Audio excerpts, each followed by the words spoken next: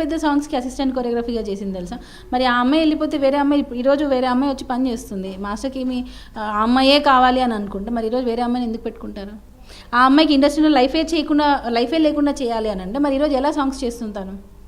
ఒక దశలో మీ మాస్టర్ పైనే కాకుండా మీ పైన కూడా ఆరోపణలు చేయడం జరిగింది. మీరు వెళ్ళి చెప్పుతో కొట్టారని, దాడి చేశారని, ఇబ్బందులకు గురి చేశారంటూ కూడా మీ పైన కూడా స్టేట్మెంట్ ఇవ్వడం జరిగింది. పర్టికులర్గా మీ విషయం గురించి మీరు ఏం చెప్పాలనుకుంటున్నారు? నా నా ప్లేట్లో నా అన్నం కోసం వస్తే నేను ఒక ముద్ద అన్నం పెడతా.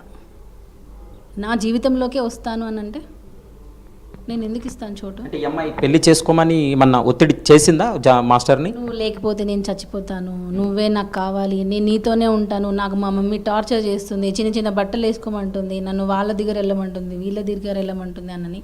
ఆ అమ్మాయి వాళ్ళ అమ్మ నాన్న నన్ను టార్చర్ చేస్తున్నారని మాస్టర్ షెల్టర్లోకి వచ్చింది. ఆ అమ్మాయి నన్ను ప్రొటెక్ట్ చేయండి మాస్టర్, నాకు మీరే దిక్కు, మా ఇంట్లో వెళ్తే నన్ను టార్చర్ చేస్తారు, ఎక్కడికి వెళ్తున్నావు, ఏం చేస్తున్నావు, ఎవరితో ఉన్నావు అని చెప్పి వాళ్ళ మమ్మీ అనుక్షణం అనుమానిస్తుందని ఆ అమ్మాయే మాతో చెప్పింది.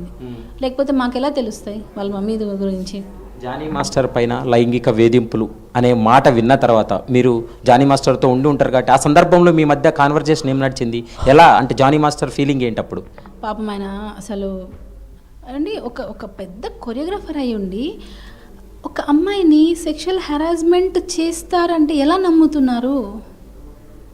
నాకు ఇప్పటికీ అదొక క్వశ్చన్ మార్క్. నాకు అది అంటే ఆయన ఫేమ్ అయినా ఆయన ఆలోచించుకొని ఉంటాడుగా, నేను ఇలా చేస్తే నా గురించి ఏమనుకుంటారు, ఈ అమ్మాయి బయటికి వెళ్ళి ఒకవేళ చెప్తే నా పేరు ఏమైపోతుందని మాస్టర్కైనా సెల్ఫ్ ఒకటి ఉంటుందిగా. ఇద్దరి తప్పు లేకుండా ఎప్పుడు జరగదండి ఏం జరిగినా. ఇప్పుడు ఆ అమ్మాయి 16 రోజుల నుంచి 16 ఏళ్ళ వయసు నుంచి నాకు ఇలా జరుగుతుంది అని అంటుంది కదా. 16 ఏళ్ళ వయసులో అమ్మాయి అసలు ఇండస్ట్రీలో నాకు తెలిసి లేదు.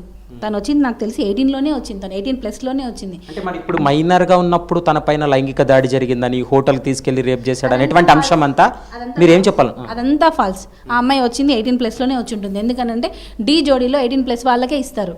డి జోడీ అనే కపుల్ షోలో 18+ ఉంటేనే తీసుకుంటారు. మరి 16తో ఎలా చేపిస్తారు మైనర్స్తో? డి జోడీ అనే ఒక కపుల్ ఇంటిమేట్ డాన్స్ షో అది ఎలా చేస్తారు మరి? అంటే అమ్మాయి రాంగ్ ప్రూఫ్ పెట్టిందా? ఎలా వస్తుంది మరి? సో అది మనం అడగాలి. మనం పోక్సో యాక్ట్ పెట్టడానికి కారణం కూడా అప్పుడు అమ్మాయి మైనర్గా ఉంది, ఇతను వెళ్ళి అమ్మాయి పైన అఘాయిత్యానికి